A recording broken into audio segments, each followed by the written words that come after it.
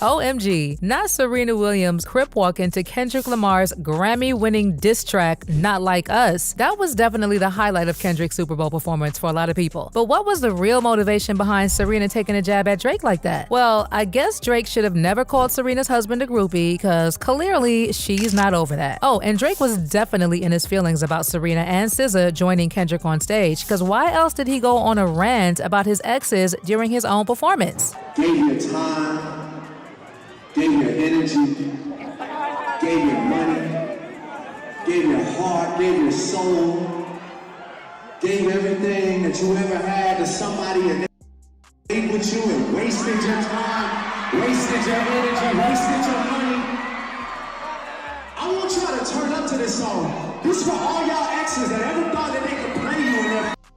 If you doing better than your ex, I want to see you. So much has happened since this diss performance that caused waves all over the world. So how about we just get right into it? Of course, y'all know that the feud between Kendrick Lamar and Drake has been simmering for years. But things escalated when Kendrick Lamar dropped Not Like Us, a scathing critique of Drake, accusing him of being inauthentic and taking cheap shots at his peers. The song was the final song in the resurfaced feud with Drake that bubbled up last March, and the Billboard #1 hit won Record of the Year and Song of the Year at the Grammy Awards on February 2nd, becoming the second rap song to win both awards in the show's history. In addition, this was also the song that made Drake sue his record label Universal Music Group for defamation and claiming that the label was capitalizing on a false narrative for profit. But despite the legal tensions, Kendrick still leaned into the controversy during his Super Bowl performance. And although he censored the most contentious lyrics, his grin and direct look into the camera as he mentioned Drake's name said it all. The battle was still on, and while Kendrick Lamar avoided use of the P word during his halftime performance, the audience appeared to help him diss the hell out of Drake. Bro,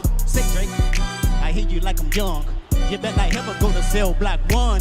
To any that tuck torment in love, just make sure you have your little sister. That was just something else. And as if that wasn't scathing enough, we also had Drake's ex Serena Williams' unexpected appearance, and she truly stole the show with her crip walk dance. For those who were not aware, the crip walk is a dance move that was created by a group of street gangsters in Los Angeles who went by the Crips in the 1970s. It later inspired the hip-hop community, especially those who shared an emotional connection with the city. But for Serena, this wasn't just a dance. She was clearly taking a dig at her ex Drake, and it was hella scathing. Well, just for a bit of background, Serena and Drake reportedly dated on and off from 2011 to 2015, and Drake himself confirmed the relationship when he named Serena as the inspiration for his 2016 hit Too Good. But the problem is that after they broke up, Drake couldn't keep Serena's name out his mouth. And y'all remember in 2022, Drake even dissed Serena's husband in his song Middle of the Ocean when he rapped, "Sidebar Serena, your husband a groupie. He claimed we don't got a problem, but no boo, it is. Like you coming for sushi. We might pop up on him at will like Suzuki." At the time, Alexis subtly responded in a tweet saying, "It's cliche, but life changed when I became a husband and papa. It's made me 100 times better as a man and a businessman. The reason I stay winning is because I'm relentless about being the absolute best at whatever I do, including being the best groupie for my wife and daughter." Now, when the beef between Kendrick and Drake reached its peak in 2024, people were picking sides. And given everything Drake had put Serena through, it wasn't surprising that she picked Kendrick's side. In fact, Serena even joked about the feud during the 2024 ESPY Awards last July, saying, "If I've learned anything this year, it's that none of us, not a single one of us, not even me, should ever pick a fight with Kendrick Lamar. He will make your hometown not like you. The next time Drake sits courtside at a Raptors game, they're going to Forrest Gump him. Seats taken." But who would have thought that she would actually join Kendrick on stage as he dissed the hell out of Drake? Obviously, this had people talking on social media, with a lot of people saying the cameo was the ultimate diss to Drake. In fact, we had so many people saying that Drake deserves everything that was hitting him, given his very problematic history with girls who were not yet of age, something that Kendrick really capitalized on amidst their beef. I mean, do I need to remind y'all of that performance from 2010 where Drake was having the time of his life with Tia, who was 17 at the time when he was 23? He was literally up there commenting on the smell of her hair and kissing the back of her neck in front of everyone else, including her dad. He then wrapped his arms around her chest from behind. Then he said that he was getting carried away and said he would get in trouble for things like that. And after saying that he was getting carried away, Drake then asked Tia how old she was, and after she told him her age, Drake responded by joking about going to jail and commented on her body, which he called thick.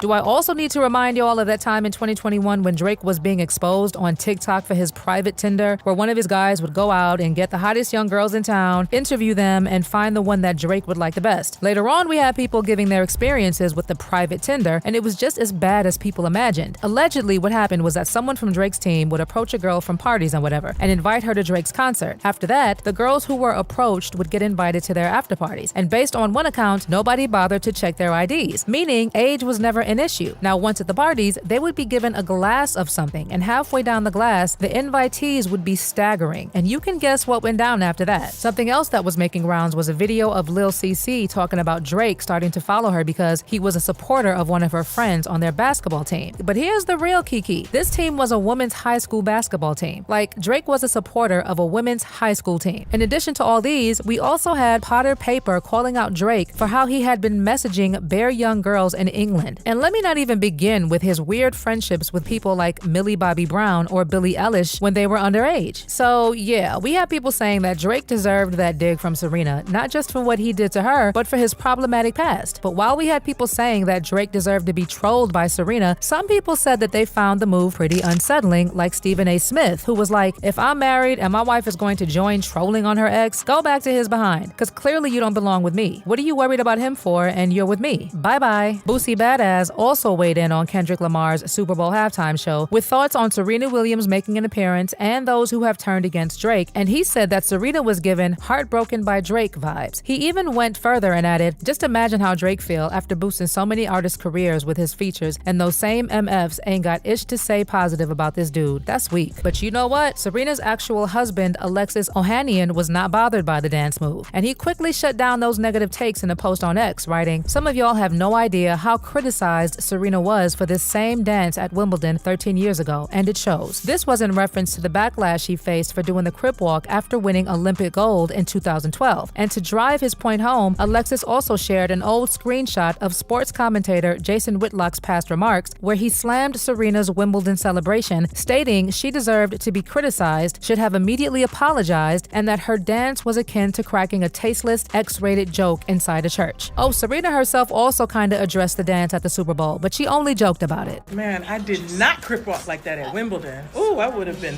fine. It was all love.